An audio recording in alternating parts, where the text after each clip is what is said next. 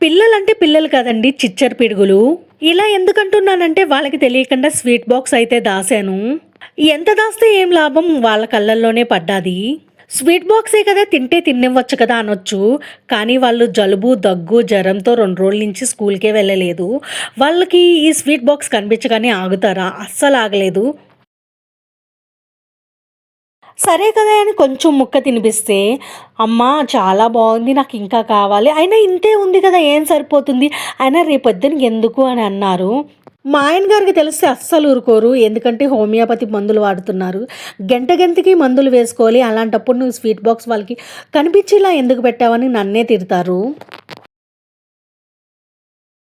నిజం చెప్పాలంటే కాజు పట్టి చాలా అంటే చాలా బావుంది.